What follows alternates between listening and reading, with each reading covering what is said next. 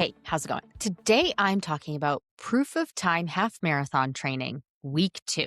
This is Running to the Castle, a podcast for injury prone Run Disney runners on a journey to running magical miles. Join me, Dr. Allie, as I share the secrets I've gathered as a runner, doctor of physical therapy, and coach. You'll learn the exact ways I get my clients to the castle strong without feeling broken or held together with KT tape as they cross the finish line. So I did allude last week a little bit of what happened at the beginning of week 2. And for just conversation's sake, so that people have like a timeline, week 2 started May 11th. So May 10th was Mother's Day. That's a Sunday, and that ended week 1. I start my weeks on Monday. That's just the way it goes. Maybe you start yours on Sunday. That's okay. That's fine. No problem.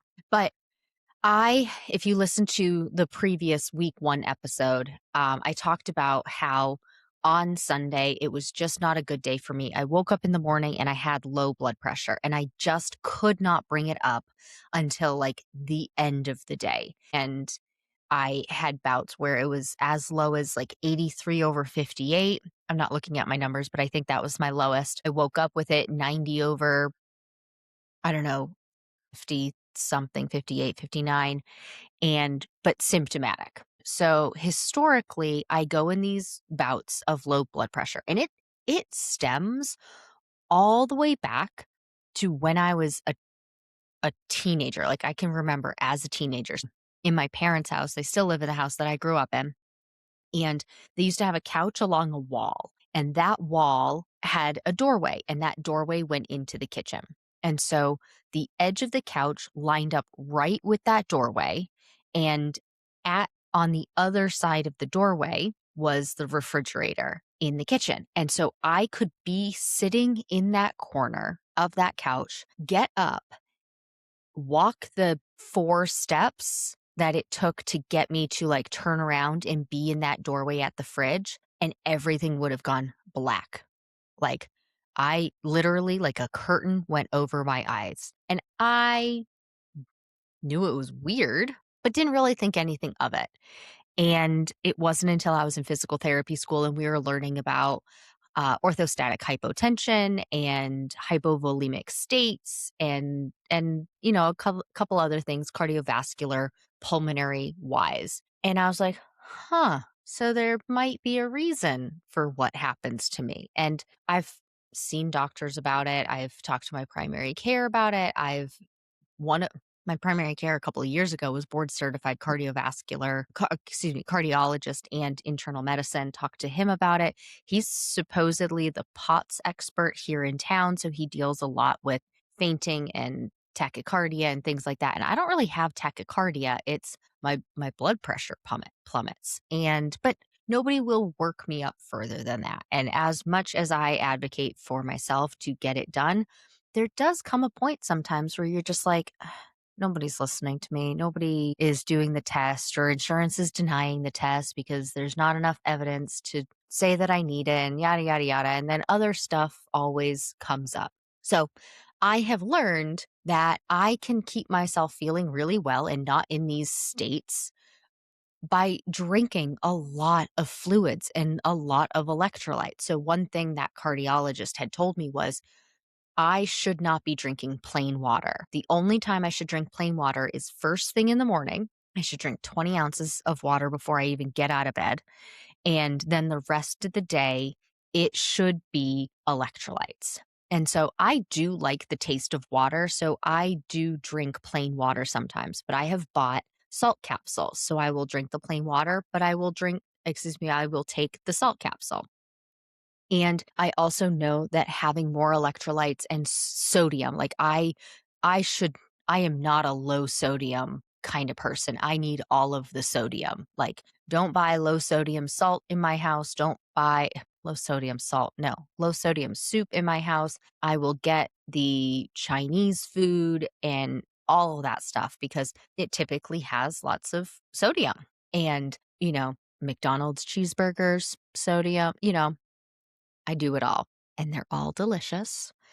And so I go in these bouts, and before I figured out how much I really need to drink, If I had a low blood pressure day that caused me to feel symptomatic and feel like I was going to faint. Now, the good news is most of the time I can catch myself, and it's usually when I've stood up too fast or when I've been bent down and had to stand up, like crouched down. I shouldn't say bent down, it's crouched down with both knees bent. I have done extensive research on this for myself of the different positions I can be in. And anyway, um, so I can usually catch myself and be like, "Oh, nope, that was too fast," and then just immediately sit down again and wait for it to pass. And so I can do that, and I also can drink lots of fluids and take in the sodium, take in the electrolytes. Now, please remember, I'm not saying any of this that if you have those symptoms, you should do those things. No, go get checked out by a healthcare provider and maybe do as I say, not as I do, but maybe advocate for yourself better than maybe I have for myself. I don't know. I've called all the places. We're moving on. So, anyway, it used to be when I had these instances, it would last me like a week. Like if it happened on a Sunday, it would last me till Thursday, Friday, or Saturday. Now I have gotten it down where a lot of the time I actually feel back to normal the next day. This week, I did not feel back to normal until about Wednesday. And that's even questionable if I was back to normal by Wednesday. And I'll tell you why in a minute. But I normally would do speed workout on Monday and rest day on Tuesday, or excuse me, cross training on Tuesday. I took both of those days as extra rest days. It I was just still feeling off. I took my blood pressure a couple more times and it was like 112, 115 over like 65, which is my normal. And so like blood pressure was back to normal, but the rest of my system, the rest of my cardiovascular system was probably still playing catch up. And I won't know for sure because I didn't do blood levels. So I didn't check my electrolytes in my blood when it was happening, after it was happening, and everything like that. So I won't know for sure, but that's my guess. And so then Tuesday, I I had a headache that day. I woke up with it, likely due to stress from my husband's health care. He had had a treatment the night before, and we were still finishing at like 11 o'clock at night.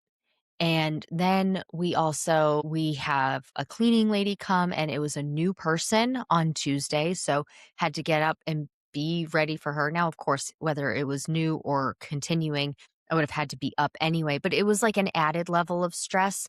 We had a cleaning crew before, and they actually have broken a couple of things and damaged to our property. So I'm a little hesitant to try somebody new, but at the same time, I need to try somebody new. And at the same time, I don't have the energy to go around and clean my whole house and work full time and take care of Levi and take care of Royal because there's, he can't help me with this kind of stuff. And so it's like, what what can I relinquish control on? And so that is one of them. And so she was there from 8 a.m. to 12 p.m. and I work out in the morning. That would have been prime time workout time for me, but I wanted to make sure I was available for her to show her where everything is. She had questions about how we like things. And like, this is a very, very first world problem, but it was a factor. And I keep it real here. Life gets lifey for whatever reason.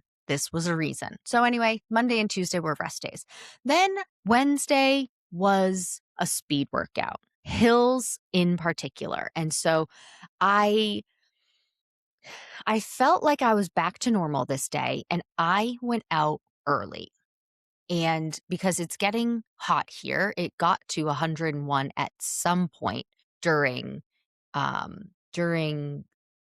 that week. But the night before, there were multiple factors in why my hill workout, I think, felt hard. It also may have just been one of those days, right? If you've heard me talk about the rule of thirds or like the 30, 30, 30, even though technically it should be like 33, 33, 33, but I think that's a mouthful to say. So we talk about it in 30, 30, 30.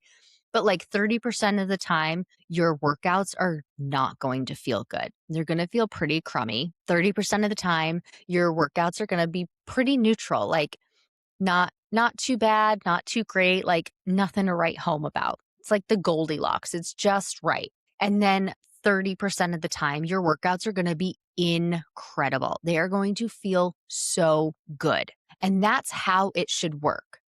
And if you have too many workouts or every workout where it doesn't feel good, where it's the really, really crummy ones, well, that's not good and something needs to change. If all of your workouts are pretty neutral, well, maybe you aren't pushing yourself hard enough and that needs to change. And if all of your workouts feel incredible, absolutely amazing, well, then maybe something needs to change because maybe you aren't challenging yourself enough in the right way. Right. So this one was really crummy and it could have just been I was due for a crummy workout. It also could have been due to the fact that I had had the low blood pressure for a couple of days, and maybe I actually still wasn't back to normal with my electrolytes, like internally, even though I was taking in lots of electrolytes. Maybe it was the fact that Levi woke up at 3 a.m. ready to take on the day. He was on it. And so Royal, Levi, and I went for a walk at like 4 a.m. and we walked for a mile because he got up. We thought he had to go to the bathroom. We let him out in the backyard. He just stood there, wasn't doing anything for Royal. Then I let him out because sometimes if Royal lets him out, Levi's just like, oh no, this is dad and my time. Like we're just hanging out. So I let him out. He didn't do anything. Then we just tried to go back to sleep because Levi sometimes plays this game where he's like, haha, I'm just going to wake up, but I'm going to do what I want. Sometimes he does it because he just wants to steal our spot in bed. He's 12 years old. He has a mind of his own. We love him for it. We have definitely enabled it. It is what it is. I made my own bed and now I need to lay in it. But anyway, he wasn't going to sleep and he just was like laying there staring at me and laying like kind of perched up where he's like ready. If you're going to move, he's going to like jump off the bed and be ready to go. So we hadn't walked him. I hadn't walked him at all the week before because he had hurt his leg. And so we were letting him just like cool his jets on walking too much. We didn't want to cause any more problems. So he had all of this pent up energy. So we walked for a mile at 4 in the morning. And then I got out the door by like 5:30, which is way earlier than I usually do. Like I'm usually walking Levi around 7:30. So I'm usually getting back and getting ready to go for my workout, whether it's outside or on the treadmill at like 8:30, maybe 9 o'clock. So I'm like 3 to 4 hours early on this. I had breakfast, applesauce pouch, a Coke, but overall feeling sluggish. And then the actual workout, I went outside. So this was my first outdoor hill workout since we moved into this house. I've done a couple on the treadmill and I found a good hill that I liked. It's long and the incline is pretty good. I don't know what actual incline it is, but man, it was tough. When I was actually doing the sprints, and so for hill workouts, it's sprint 30 seconds up the hill and then recover for 2 minutes. So walk down the hill. And then if you make it down the hill before the 2 minutes is up, just hang out until the 2 minutes is over. Recover with your heart rate and your breathing, and then do it all over again 10 times. So I'm sprinting up this hill and my legs just feel like they won't go. At first I thought like, oh, okay, in the beginning, I'm just not as warmed up. Now I did do a warm up and I even added a 5-minute easy run at the beginning to like get myself going. So I really had like a 15-minute warm up. Maybe that wasn't even enough. Maybe this was a day that I needed more. But I'm doing the sprints and I'm like, this just is not going well. I'm not like, it feels harder. I guess I just, you know how sometimes you feel like your first 2 miles of a run, like you can't trust them because it just feels so hard for no apparent reason. That's how this felt. Then the middle couple, like the middle two sprints were like, oh, this is really good. And then the last couple felt like my legs could barely move again. So the beginning, they could barely move. The middle, they felt okay. And the end, they felt like they could barely move. I was like, what the heck is going on? And overall, it like felt fine. The workout itself felt fine. I get back home and I'm getting ready with like refreshing my water. I'm getting ready to go stretch. I'm getting something to eat. And I had to lay down on the floor because I suddenly got nauseous. I suddenly got really shaky and I just didn't feel good. And I just laid on the floor. And Levi came over and laid with me. If you saw my Instagram that day, it's me sitting on the floor in my kitchen. Levi's right there. He's like, oh, mom's at my level. Guess we're hanging out here. And so we were trying to get some Gatorade in me. I grabbed some Fig Newtons. I'm like having some sugar, wondering, should I have a Coke again? And then Royal was like, oh, when Pepper, his childhood dog, his childhood Dalmatian, she had diabetes. And when she first got diagnosed, the vet told him and his sister to give her maple syrup. And so he was like, why don't you just drink some maple syrup? So he hands me the bottle of the pure maple syrup, and I just poured it onto a spoon and drank it. And I did a spoonful of sugar helps the medicine go down. It worked great. I did 3 spoonfuls, so it was like 3 tablespoons of maple syrup. And I had some more Gatorade, and I felt pretty good. I had to walk Levi another mile because he still had energy. Took a shower. I went and took a nap just to kind of like reset. I don't know about you, but sometimes I just get in like it's just one of those days where it's like, let's just start this over. So I went and took a nap. And luckily, like Wednesday was a light day for me. And I did have some coaching calls in the afternoon, but I started so early on my day that I went and took my nap at like 9 o'clock in the morning. So I had plenty of time to spare. I didn't strength train because I just was still feeling off even after having the sugar. So that workout was not great. Let's move to Thursday, which typically would be a rest day, but I moved my cross training to this day because I missed it on Tuesday. And so this was walking on the treadmill, and I used my computer at the same time. I have a new desk to go over my treadmill, and I wanted to try it out. It's not great. It's fine. Got the job done. I got to do some stuff that I wanted to do, but felt like I also should be doing some kind of workout. I don't know if you guys ever feel that way where it's like, I know I should work out, but I would much rather be doing anything else, watching a movie. I have work that needs to get done or some cleaning that needs to get done. Like I talked about last week about how I had a client who did cleaning instead. You absolutely can do that. And so I was killing 2 birds with 1 stone, so to speak. I had stuff I wanted to do on my website, on my computer. So I walked and did the work on my treadmill for the 45 minutes. And it was great. Then I did some 1 rep max strength testing. It felt good, and I even surprised myself with some of the weights, like for biceps curls, heel raises on the leg press, those 2 in particular. And then it's interesting because I did it testing on my new weight machine because I really want to be using that, and I want to make sure that I am using enough weight. So that's where a 1 rep max strength test comes in.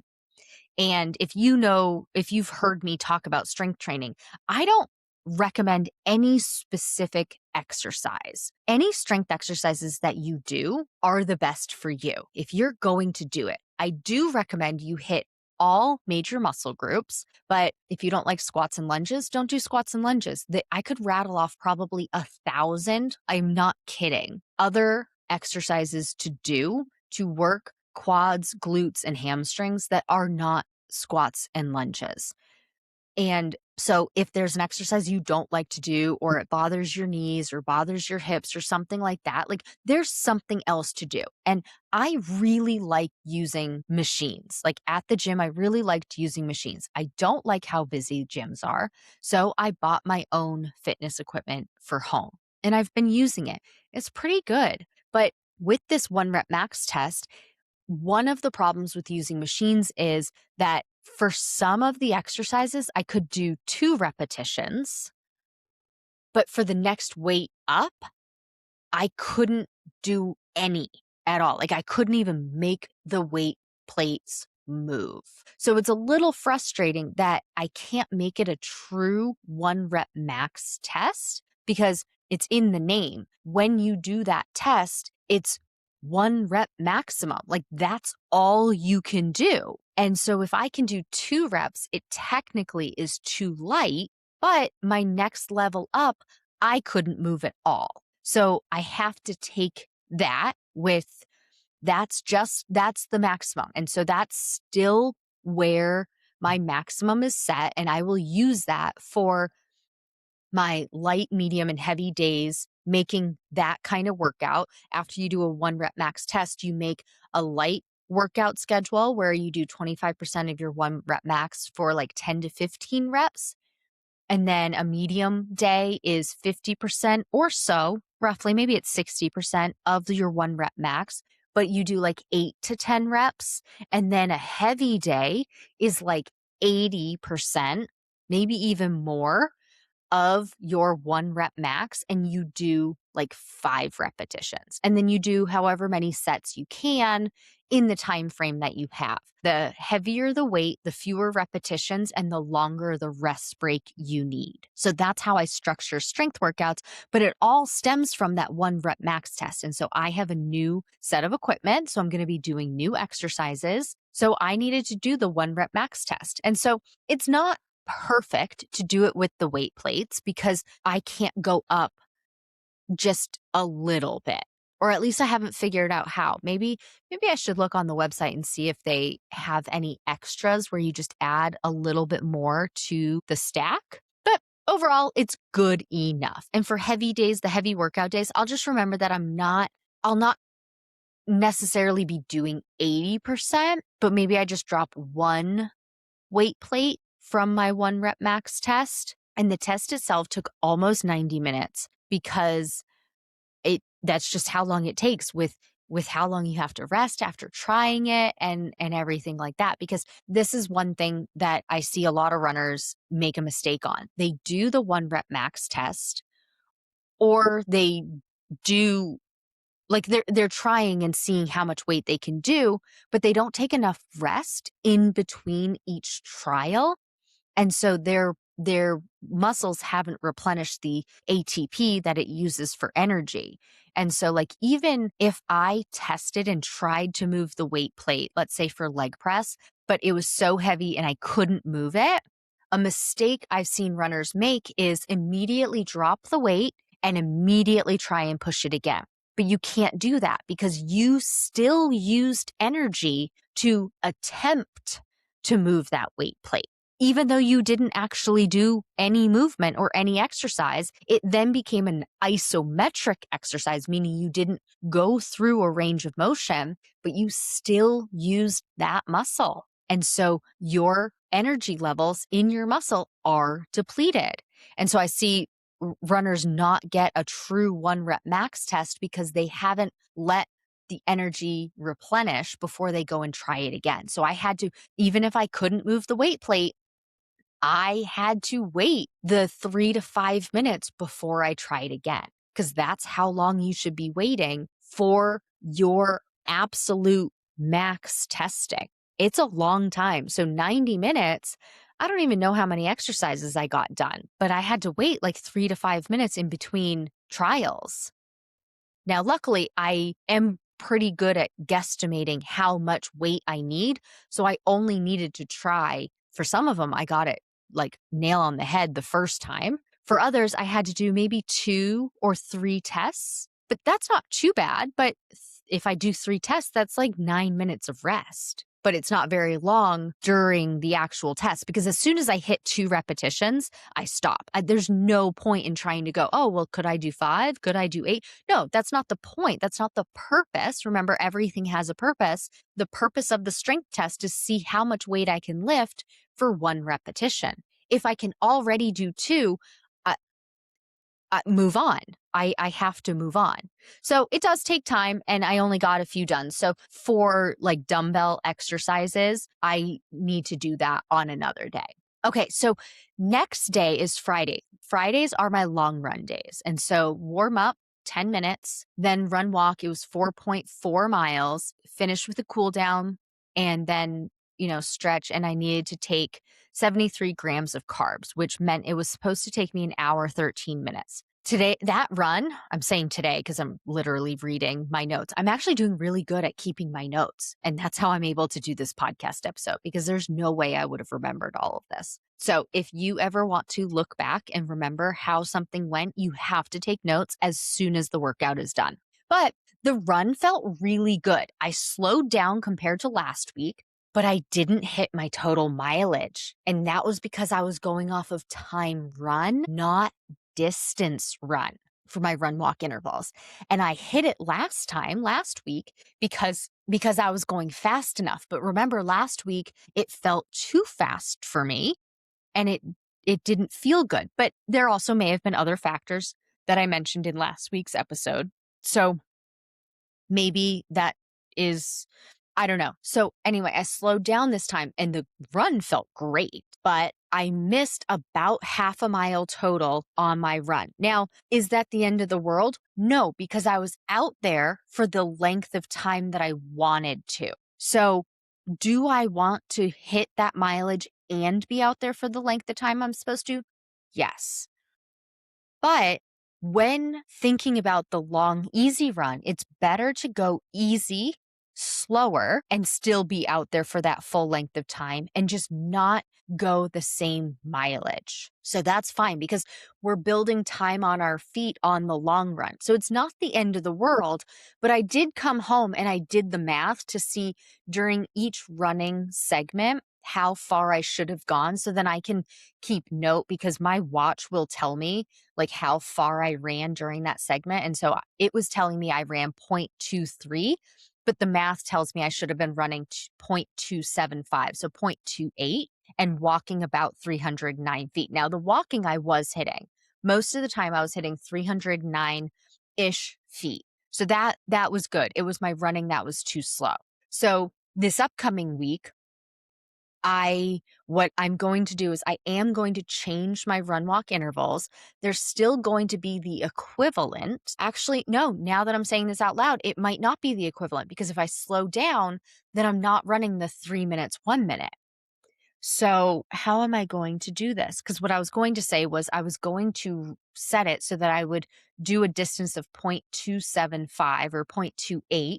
I think I can only go out 2 decimal places in my watch. And I was going to say that I was going to put it as 0.28 for running and then the 309 feet for walking, whatever that is in decimals for mileage. But I want I really want to hit both. So I think I need to keep it at the running for time and just be okay not hitting that mileage. It's not going to be the end of the world. I'm recycling miles. And remember, it's about building time on your feet. Sometimes I actually go back and forth thinking to myself, for runners who really are harping too much on the mileage they've done because they end up going so much slower than they're used to.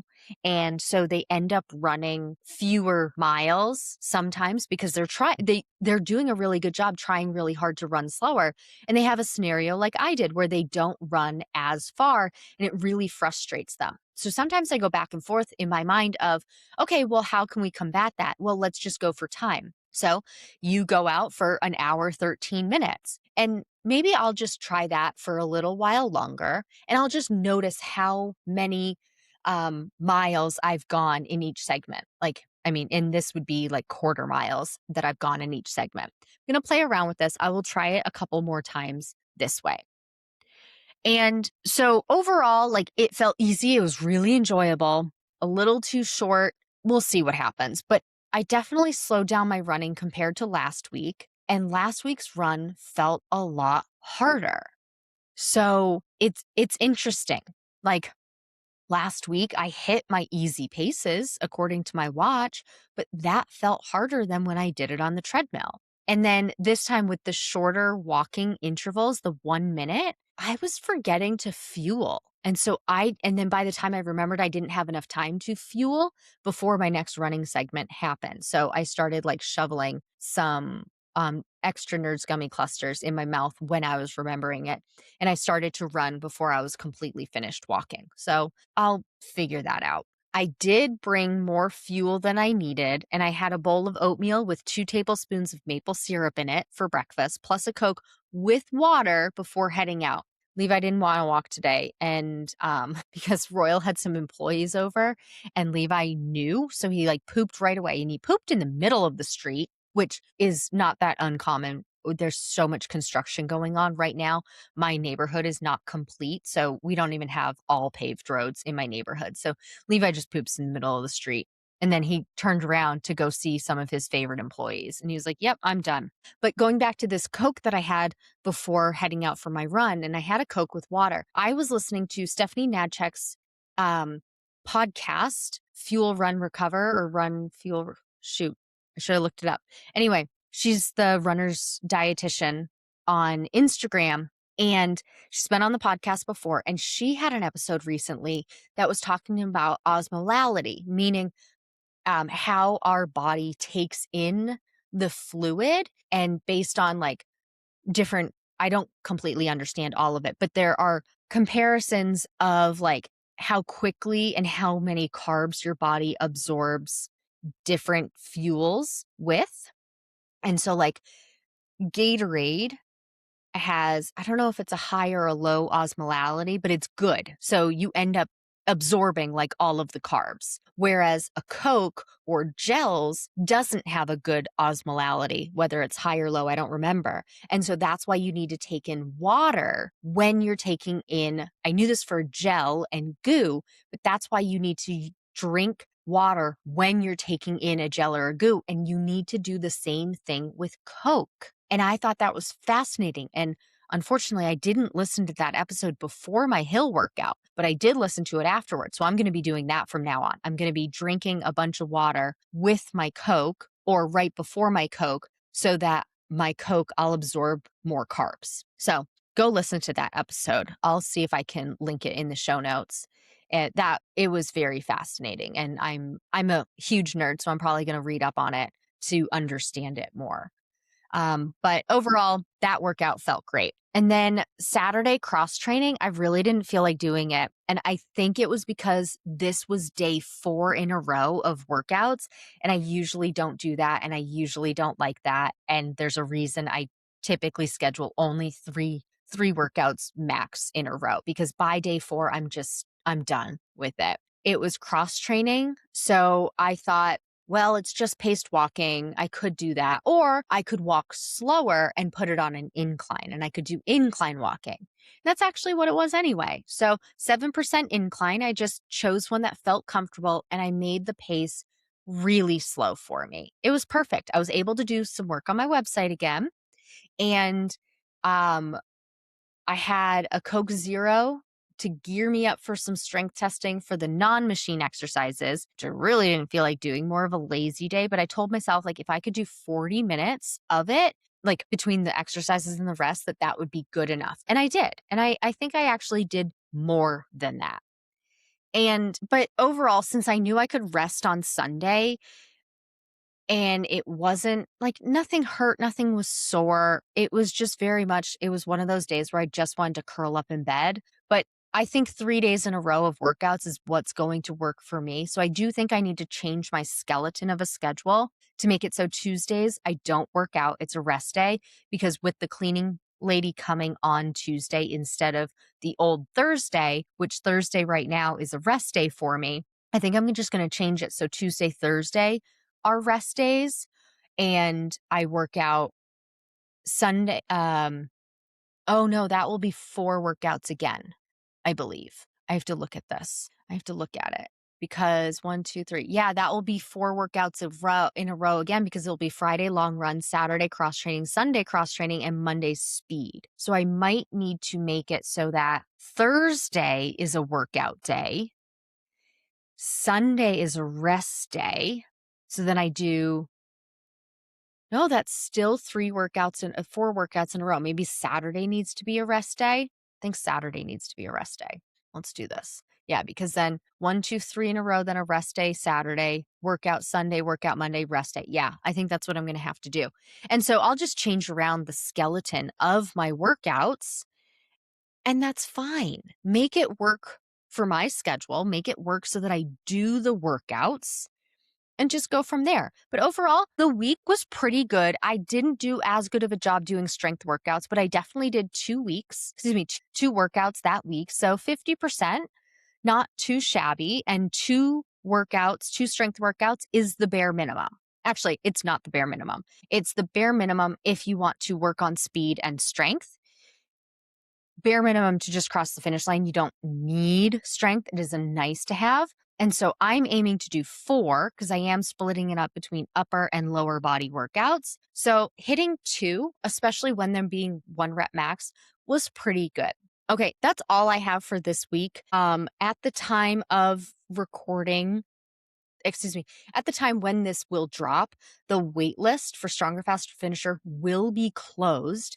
That closed May 25th. It will open up again in a week or 2 for the next round. So if you're interested, if having somebody guide you through workouts like this, how I've designed them, if that's interesting to you, that's what I do for you in Stronger Faster Finisher. Go ahead and join the wait list.